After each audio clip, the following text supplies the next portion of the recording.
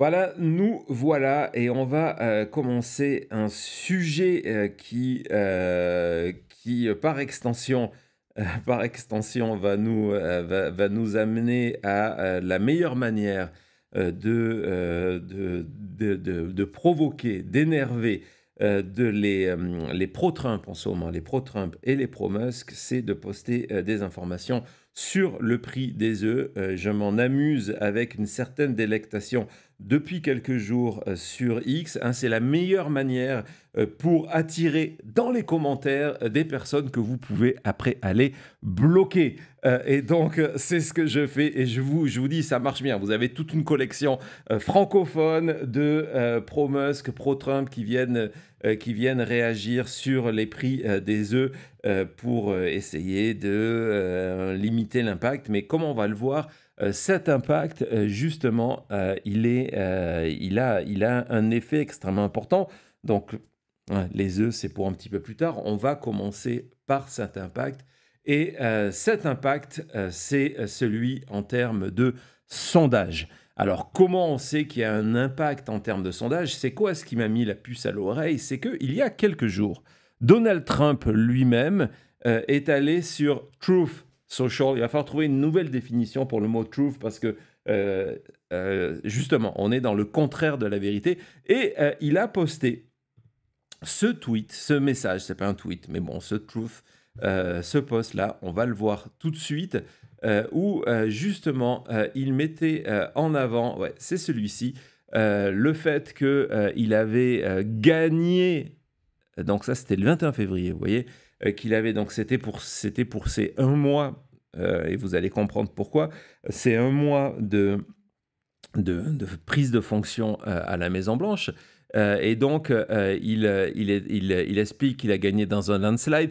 Tout ça, évidemment, est faux, hein. L'élection a été beaucoup plus serrée que l'impression que l'on a eue, parce qu'encore une fois, les médias et les réseaux sociaux et les experts de plateau se sont précipités sur les premiers chiffres, en sachant que les gros États démocrates, par exemple, comme l'État de Californie, allait arriver en retard. Donc au début, on a vu un certain écart. Dans la réalité, il s'est rétréci, même si Donald Trump a gagné, s'il a gagné les 7 États, il a complètement raison. Et donc, ce qui a attiré mon attention, c'était que maintenant, il avait les les meilleurs chiffres de sondage qu'il a jamais vus. Et puis, comme si cela ne suffisait pas, deuxième indice qu'il y avait un problème majeur, Donald Trump est allé parler pour expliquer ce qu'il venait d'écrire. Donc on va voir, il y a 3 extraits vidéo qui sont assez sympas. Le premier, c'est celui où il explique qu'il a les best polls, les meilleurs sondages jamais eus. Il est devant les gouverneurs républicains qui, évidemment, vont applaudir comme un seul homme. On n'oublie pas que nous sommes dans un régime qui se rapproche de plus en plus de la Corée du Nord. La preuve, il y a quelques minutes avant le début de l'émission, la porte-parole de la Maison-Blanche a annoncé que la Maison-Blanche avait décidé de rompre une tradition qui existait depuis 1914. Cette tradition, c'était que l'association des journalistes de la Maison-Blanche décidait entre eux qui serait présent pour interviewer, poser des questions. Donc ça a été l'usage depuis 1914, quel que soit le président, quelle que soit la crise, quelle que soit la difficulté, y compris sous Nixon, y compris pendant des périodes difficiles de guerre sous Johnson, etc., etc. Et donc la Maison-Blanche de Trump a mis en avant sa transparence. Ça veut dire quoi? Ça veut dire qu'ils font exactement le contraire. Et donc exactement le contraire, c'est ils ont dit, c'est nous qui allons décider maintenant qui seront les journalistes habilités à venir répondre, venir nous poser des questions. Donc vous imaginez très bien que, comme on l'a vu il y a quelques jours avec AP, Associated Press, ces journalistes vont être triés sur le volet. Ça va être que des journalistes pro-Trump qui vont être invités à participer à ce genre d'événement. C'est déjà le cas. Vous allez voir dans un des extraits vidéo où justement une journaliste pose une question à Trump. Trump se moque de la journaliste et vous entendez les rires parmi les autres journalistes présents qui se moquent de leurs consoeurs.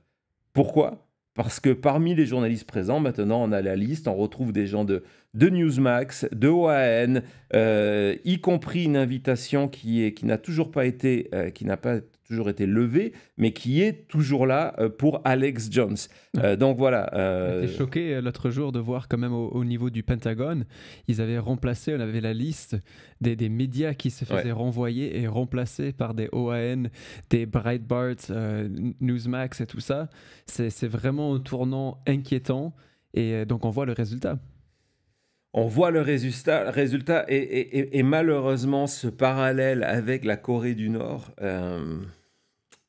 il n'est pas faux. Il n'est pas faux. Donc on va écouter cette première intervention de Trump. Il est encore une fois devant, comme je me répète, il est donc devant les gouverneurs républicains et il va commencer en se flattant, c'est normal, et en expliquant qu'il a les meilleurs sondages jamais eus. C'est parti. Districts are facing pushback from voters in town halls. We know that Americans voted for you on the immigration and the economy, but these voters say they're angry and frustrated by these firings. They don't like the work of Elon Musk and these other actions. What do you say to them? Who do you work for? I work for ABC News, sir. Who? ABC News. No wonder. Let me just tell you that I have today the highest poll numbers I've ever had. I have today the highest poll numbers of any Republican president ever. We haven't even checked the Democrats, but that's what I was just told. And they like the job that we're doing. They like the job that Elon's doing. He's doing something that a lot of people wouldn't have the courage to do. Voilà, je me suis trompé dans les titres, mais l'idée est là. Donc vous avez entendu, hein, c'est ce que je vous disais, la journaliste qui en fait, vous vous en souvenez depuis 2 jours, je vous montre dans notre journal des vaguelettes des meetings, des town halls où les élus républicains sont confrontés à la colère des électeurs. On interroge Trump là-dessus, il demande à la journaliste ABC, je ne suis pas surpris, il se moque d'elle. Certains journalistes dans la pièce font pareil. Et donc là, il dit non, mais en fait, j'ai jamais été aussi populaire. Je suis le président républicain le plus populaire de l'histoire. Sûrement les démocrates, on n'est même pas allé vérifier, mais c'est sûrement le cas. Les Américains adorent ce que je suis en train de faire. Est-ce que, gardez-le en tête, dans l'esprit, dans cette partie-là, pour notre partie sur le boulet Elon Musk, en expliquant qu'ils adorent ce qu'est en train de faire Elon Musk. Donc on va voir, je pense que Thomas, c'est celle-ci, la vidéo. Voilà, on les voit s'installer. On va les voir. C'est parti. Lovely. Well, we're in a very good mood. We just had the highest poll numbers I've ever had. Ever.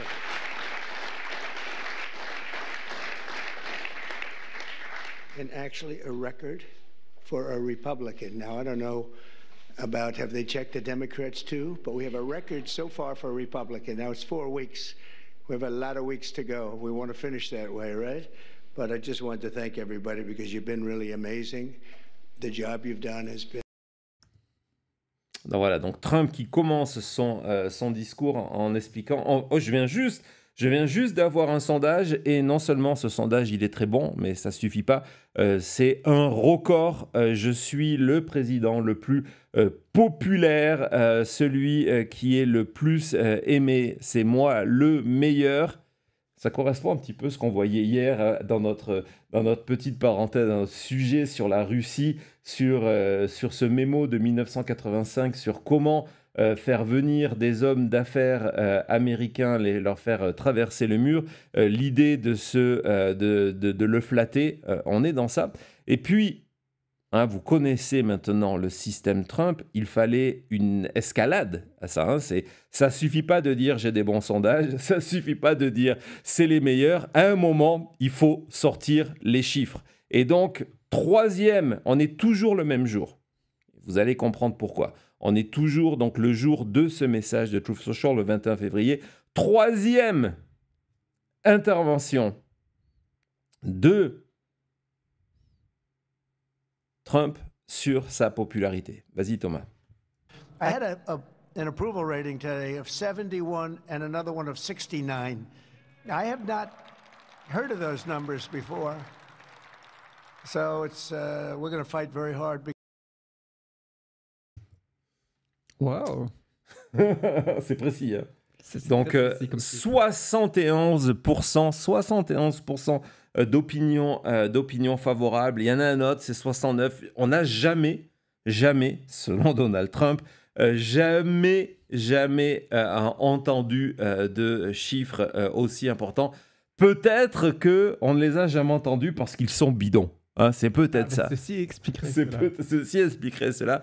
Parce que, évidemment, vous l'avez compris, si Trump a passé sa journée à expliquer qu'il cartonnait dans les sondages, c'est parce qu'en fait, c'est exactement le contraire. Nous sommes dans une situation historique en termes de sondage. Je vais vous montrer quelques titres de médias qui, pour le coup, ne sont pas des médias pro-Trump, qui nous démontrent que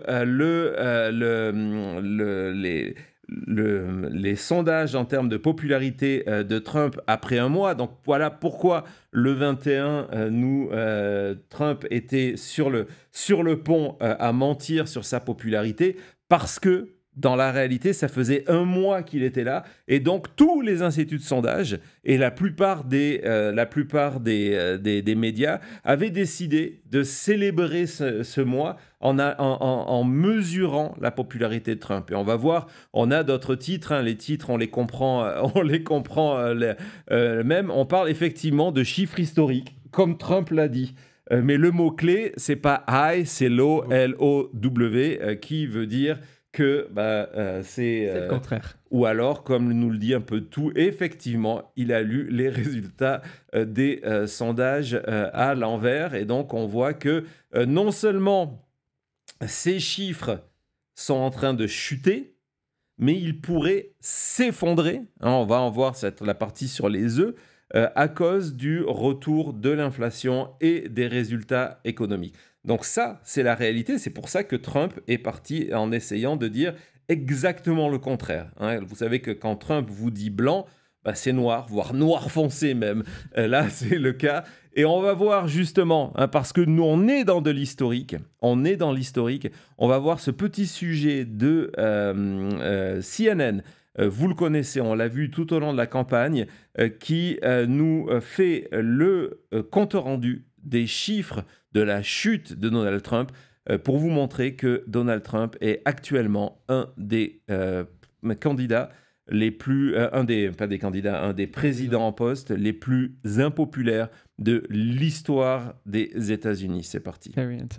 Last day and change has been the worst day of polling for Donald Trump during his entire second term in office. What am I talking about here? Take a look at Trump's net approval rating. CNN, you see it on this side of the screen, -5. Gallup, -6. Ipsos, -7. Quinnipiac, -4. Negative, negative, negative, negative, underwater, underwater, underwater, underwater. These four polls, all of them tell a consistent story, and that is Trump is on the negative side of the ledger. His net approval is negative. He is underwater like the Little Mermaid. All right. What are the changes since the beginning of his term? January. Right. All right. So we don't have a CNN poll to compare, but we do have the other three pollsters that we can look at. Trump's net approval rating, the change since January. Look at this. Gallup, down 5 points. Quinnipiac, down 7 points. Ipsos, down 13 points. They polled right at the beginning of his presidency, so not a big surprise that shows the worst change for Donald Trump. But the bottom line is this. Across the four new polls that we have, all of them have Trump in net negative approval rating, and the three in which we have a trend line, we see Donald Trump heading in the wrong direction, swimming upstream, you might say. What is driving this? Like, what is making people so upset? Yeah, you know, one of Donald Trump's great strengths during his first term, one of Donald Trump's great strengths during the 2024 campaign was the economy, the idea that Donald Trump could fix the economy. This was one of Donald Trump's great strengths. Now it's one of his great weaknesses. What am I talking about? Trump's net approval rating. You go back to his first term, February 2017, Ipsos, He was at plus 16 points on his net approval. Voilà, les causes, on va en parler, mais vous avez compris. Si vous ne parlez pas anglais, vous avez compris les gestes à chaque fois. Les gros chiffres en rouge avec un moins, c'est généralisé. C'est pas un institut de sondage, c'est pas 2 ou 3 points. On a vu une chute chez Ipsos de 13 points. À un moment, on a rigolé avec Thomas. C'est quand il a comparé quoi, Trump avec qui? Little Mermaid. La petite sirène. Exactement. En disant, il disait que ses chiffres sont sous l'eau, comme la petite sirène. Ouais, qu'il est tellement bas. Donc voilà, la réalité de ça. Et je sais que c'est quelque chose, c'est pour ça aussi que je voulais faire ce sujet depuis un certain temps. Si maintenant je l'ai fait aujourd'hui, c'est parce que, nous avions le temps et parce que je voulais rattacher des choses plus contemporaines. Mais je sais que c'est souvent vu de l'extérieur, hein, lorsqu'on ne suit pas l'actualité comme on vous le fait. J'ai vu passer le message tout à l'heure de Sylvie qui nous disait que ça va être de plus en plus difficile d'avoir des vraies informations. Bah, Sylvie, c'est pour ça que nous sommes là. Donc, je sais que vous n'avez pas ce sentiment-là. Et la réalité, c'est qu'il y a un véritable décrochage du côté de Trump. Ce n'est que le début.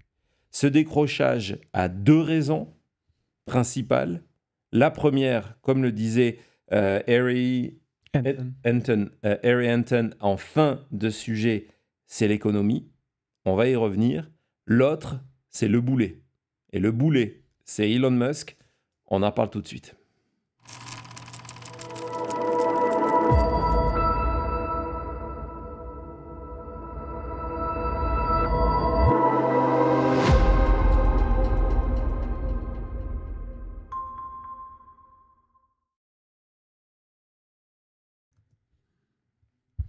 Oui, pour commencer, donc, peut-être d'abord, c'est vrai, il n'y a pas Cody, on n'a plus l'habitude, donc vas-y Thomas. J'aimerais bien dire, on aimerait bien remercier Marie pour son soutien qui souhaite une claque de sondage. Ben, on l'a vu, Harry Anton l'a expliqué et on va continuer dans cette émission.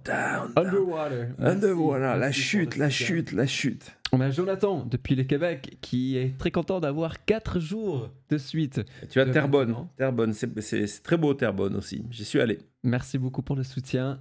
Et quelqu'un qu'on n'a pas vu depuis un moment, mais qu'on connaît très très bien ici.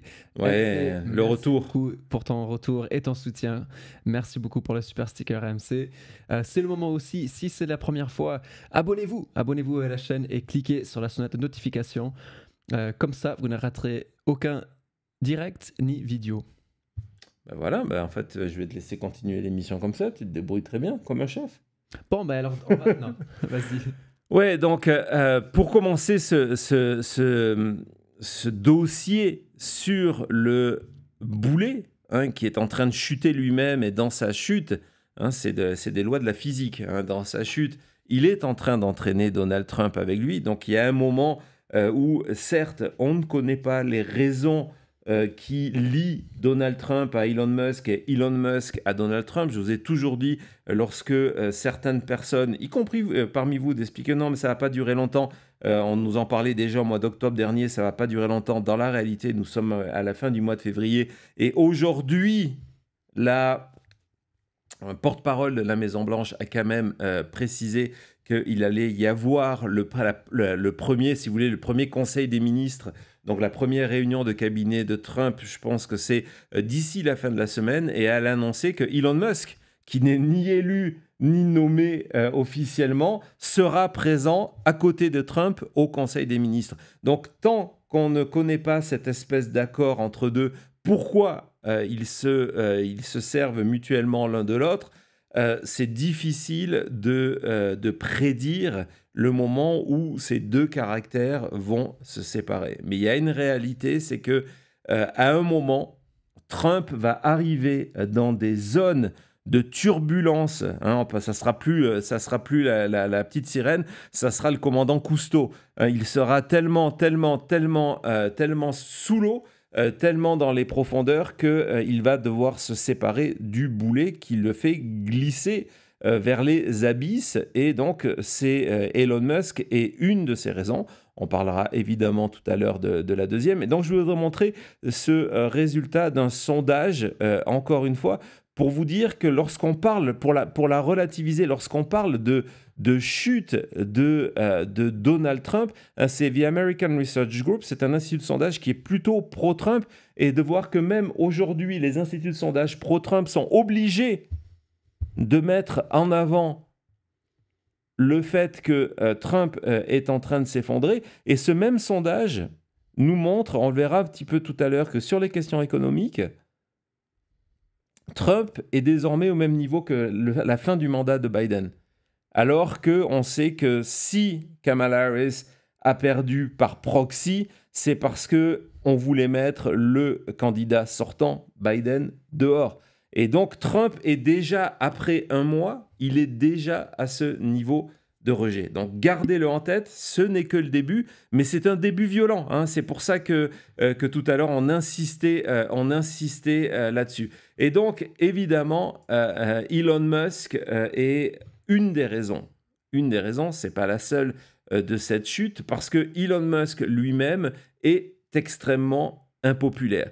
Personne du côté des États-Unis, du côté des électeurs, y compris parmi les républicains, s'attendait à ce que Musk soit aussi présent. Et je vais vous montrer juste un petit exemple rigolo de la présence, de la surprésence de Elon Musk. On a vu avant que Trump arrive à la Maison-Blanche, tu t'en souviens, il était tous les jours à Mar-a-Lago. Il s'était même installé. Voilà, il passait ses nuits là-bas. Voilà, n'oublions pas ça. Hein, il était à côté et je crois que c'était quand Bezos. Quand Bezos était invité à un repas de Trump à Mar-a-Lago, Elon Musk a entendu ça, s'est vite habillé et il est descendu de sa suite pour dire hop, moi aussi je veux être là. Donc, ouais, il avait un bungalow, donc il est arrivé en courant. Il n'était même pas invité au repas, mais c'est oh là là, il faut que j'y aille. Il me glissait par là. Et c'est pareil maintenant donc, dans la Maison-Blanche. Exactement. Et donc je vais vous montrer ce tweet qui a été publié ce matin par le président d'un groupe aéronautique qui a mis une photo. Donc on va voir, voici le tweet pour dire que voilà, Trump dans la Maison-Blanche est en train de présenter leur nouveau modèle en maquette. Ok. Et que donc la maquette était désormais en vente dans la boutique. On va voir la photo du Trump classique. On est dans le bureau ovale. Il est là, c'est bien lui. Et puis quand on zoome c'est extraordinaire. In sur la photo, et non, ce n'est pas truqué. Il y a qui sous l'oreille dans le reflet du miroir. Hein, vous voyez, il est là. Maintenant que vous l'avez vu, vous devez le voir même sur ce cliché. Il y a Elon Musk. Elon Musk est toujours là. Il est partout. C'est fou. Et évidemment, ça nous ramène du coup avec cette réalité. La une, il y a quelques semaines de Time Magazine. Vous vous en souvenez, vous l'avez certainement vu. Thomas va vous la remettre. Voilà, avec donc Elon Musk derrière le Resolute Desk, donc au bureau ovale. Ce qui était assez ironique, c'est que on avait demandé son avis à Donald Trump et évidemment, il n'avait pas donné d'avis sur la couve. Il avait simplement expliqué que Time Magazine, ça existait encore, ça intéresse qui? Quelques semaines avant, Time Magazine avait mis Donald Trump à la une comme homme de l'année. Ah, il était à l'événement. Oui, et du coup, il nous en avait parlé pendant une semaine. Donc à ce moment-là, Time existait. Là, il n'existait plus. Et donc ce mouvement, on va voir une photo de manifestation.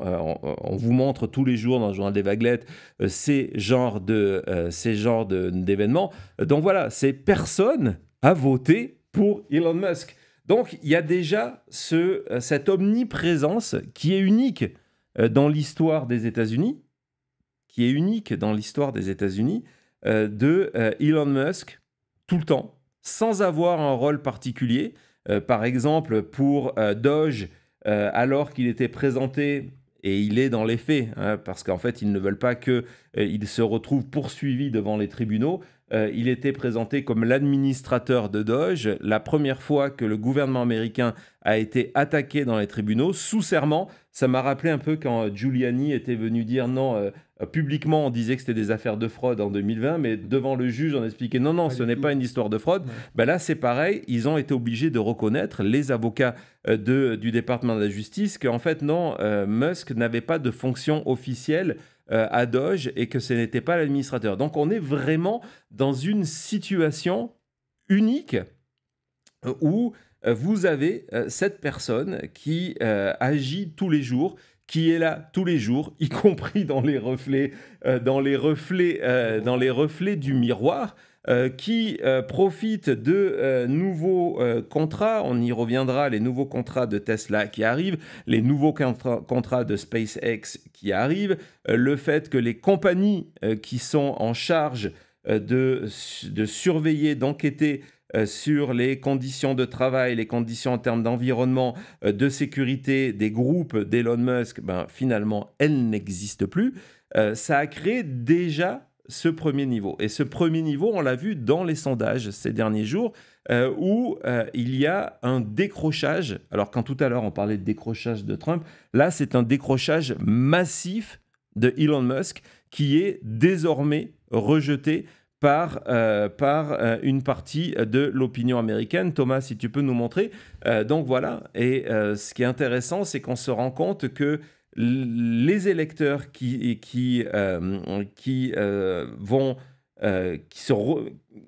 rejettent Musk aujourd'hui, évidemment, il y a les démocrates, mais pas que.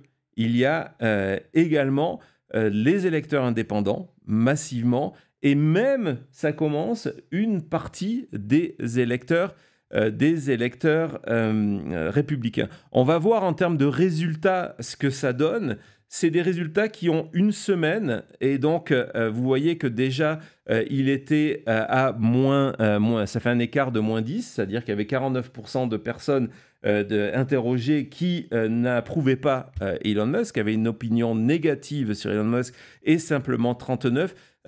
Ça, c'était la semaine dernière. Juste avant l'émission, donc vous voyez, c'est un sondage qui a été effectué à la fin du mois de janvier, début du mois de février. Juste avant l'émission, il y en a un nouveau qui vient de sortir où le taux d'approbation de Elon Musk est désormais à 29. Donc, on voit qu'il a encore perdu des points. Pourquoi ? Cette omniprésence, c'est une raison. La deuxième, c'est sa politique, ses choix politiques. On va voir ce que ça veut dire en termes de renvoi, par exemple, et vous allez voir que toutes les, et ce sont les chiffres officiels avant-hier, tous les agences fédérales sont visées par Elon Musk, et on voit que, par exemple, dans le ministère des Affaires des anciens combattants, des Veteran Affairs, qui déjà est en difficulté, qui s'occupe de la gestion des hôpitaux, par exemple, pour les anciens militaires, il y en a eu plus de 1000 de virés. Et ce qu'on voit, donc vous voyez, 1000 là, 6700 aux impôts, surtout on ne veut pas vérifier les... Pour la nourriture. Ouais, exactement, pour la nourriture, pareil, USDA, et ça, c'est juste le début. Et ce qui est extrêmement intéressant, c'est que cette purge menée par Musk, on ne parle pas d'une purge au sommet comme Trump fait tous les vendredis, là on parle d'une purge d'employés menée par Musk, elle est en train de toucher des familles complètes, avec des impacts extrêmement importants. La semaine dernière, pour vous donner un exemple de cet impact, un exemple concret, on en a parlé entre nous, au Nevada. Il y a un parc national au Nevada. Dans ce parc national, le plan de Musk a été de couper 5 rangers. Donc les gardes de ce parc ont été virés par Musk. Non seulement ce sont des gens qui avaient un rôle essentiel, essentiel pour la sécurité, pour l'entretien du parc, pour les visites guidées. Plus de visites guidées parce que c'est un parc avec des grottes, plus de visites guidées parce qu'il n'y a plus personne pour faire ça. Donc, résultat, si vous êtes touriste, c'est moins intéressant de venir visiter ce parc parce que vous ne pouvez pas profiter de tout ça. Mais, et c'est là que ça devient vraiment intéressant de mesurer l'impact, nous sommes dans une zone qui est rouge vif. Je crois que les chiffres, c'était près de 80% de vote pour Trump. C'est que ces 5 familles qui ont perdu leur emploi vivaient dans le petit village à côté du parc. Et donc, ils ont été obligés de quitter les lieux. Et d'un coup, économiquement, entre moins d'afflux de touristes et moins de fonctionnaires, vous aviez ces gens qui ont voté pour Donald Trump. Et ce phénomène, vous pouvez le répéter dans tous les États-Unis, qui ont voté pour Donald Trump en disant « Mais nous, on n'a pas voté pour ça. On n'a pas voté pour que Elon Musk vire ces gens-là, me vire alors qu'il y avait un qui avait été interrogé, qu'il a voté pour Trump et qu'il avait voté en 2016 et qu'il avait voté en 2020 et qui dit pour économiser le salaire de ces 5 personnes qui correspondait, je crois qu'il expliquait, à 1 heure de carburant pour le jet de Elon Musk. Et donc ça a un effet vaguelette. Un effet vaguelette inversé où sur le territoire, aux États-Unis, l'opinion de Musk et donc l'opinion de Trump par ricochet est en train de s'effondrer parce que tout le monde est en train d'être touché. Il y a des enquêtes extrêmement intéressantes. Il y a un magazine indépendant ils ont un site internet qui s'appelle Bolt, B-O-L-T, que je vous conseille. Et justement, ils sont allés en Alaska, entre autres, mais pas que, dans plusieurs États, pour montrer l'impact réel de ces licenciements massifs, des gens qui, du coup, n'ont plus leur boulot et donc ne peuvent plus participer à l'économie d'une communauté. Et vous avez des communautés qui sont en train de s'effondrer à cause de ça. Principalement dans des États pro-Trump. C'est assez intéressant. On va voir encore une fois sur CNN justement ce que ça veut dire en termes de chiffres. C'est parti, Thomas. The American people did not sign up for this. They voted in Donald Trump. They did not vote in Elon Musk, a key role for Musk in Trump's administration. You see this 39% support, 53%, the clear majority opposed. They don't want this. The American people don't want this. No, no, no. Just 36% of independents support the idea of Elon Musk having a key role in the Trump administration. So the bottom line, when it comes to all of this and Elon Musk being everywhere, it seems, in the federal government, trying to trim down the federal deficit, the American folks simply put, do not want Elon Musk having a key role in the Trump administration. Even though he has a very key role at this point. How has his own popularity sort of been impacted by this? Alors, ce qui est en plus intéressant dans cette séquence qui est récente, c'est que l'enquête sur laquelle CNN se basait, vous le voyez derrière lui, dans le coin, elle date de la fin, encore une fois, de la fin du mois de janvier. Les chiffres depuis, parce que les licenciements se sont multipliés, les chiffres de l'impopularité de Elon Musk, le boulet, sont devenus de plus en plus importants. Et ce n'est pas terminé. Lorsque vous voyez, on vous en a montré dans le journal des Baglettes, ces Américains qui viennent protester, il y a eu, parmi tous ce week-end, parmi tous ces town hall où des élus ont tenté de justifier ce que faisait Elon Musk actuellement, il y a eu ce moment complètement fou. Malheureusement, je n'ai pas réussi à retrouver, je suis allé lire des articles, mais je n'ai pas retrouvé la vidéo. Mais l'idée, c'était il y avait quelqu'un qui expliquait on est en train de perdre le travail et l'élu républicain disait ne vous inquiétez pas. Et c'est exactement le même terme, ce que je vais vous dire, qu'il y a ici pour les fusillades. Ne vous inquiétez pas, Dieu a un plan pour vous. Donc, ok, vous avez perdu votre boulot, mais vous inquiétez pas, Dieu a un plan pour vous. Dans le même esprit, regardez cet article qui a été, celui-là qui a été, qui cite, et après évidemment vous voyez c'est qui l'a reposté, Elon Musk. Il cite le gouverneur de la Virginie. Et donc, il dit, non seulement c'est bien, mais il faut aller de l'avant, il faut encore virer plus de monde, même si les habitants de mon État, la Virginie, perdent leur emploi. Parce que ce décalage, on sait que la plupart des élections n'auront pas lieu avant 2 ans, donc on espère que tout ça sera oublié.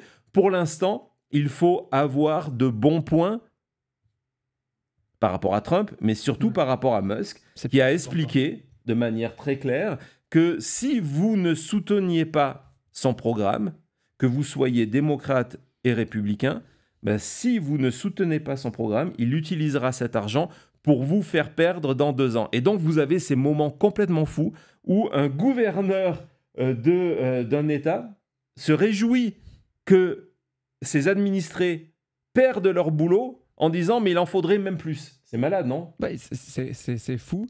Ça me fait penser à avant que l'élection se passe, on avait Elon Musk qui avait expliqué que hardships, donc des temps difficiles allaient venir, mais c'était nécessaire. Et là, on voit donc que maintenant, même des gouverneurs sont en train de répéter à peu près ça, en disant oui, les gens qui ont voté pour moi vont perdre leur boulot et je n'accepte pas ma responsabilité pour mon État, mais bon, ça m'assure des points avec Elon Musk et Donald Trump.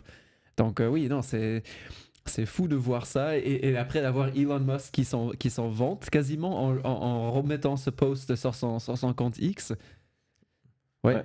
Non, c'est une situation très particulière. Donc, vous comprenez pourquoi tout ça, cette présence continue, le fait qu'aujourd'hui, il incarne le fait qu'il y a des milliers d'Américains qui sont en train de perdre leur emploi, qu'il entraîne, donc déjà que lui soit rejeté par de plus en plus d'Américains, ce qui est réjouissant dans le sens où dire ok, les Américains ne sont pas tous aveugles, il y en a encore, hein, ne sont pas tous aveugles, mais on comprend du coup pourquoi il fait chuter Donald Trump. Ça, c'est le premier facteur. Le deuxième, c'est la situation économique et il n'y a rien de mieux que de parler d'œufs pour illustrer cette situation économique. On se retrouve dans quelques secondes.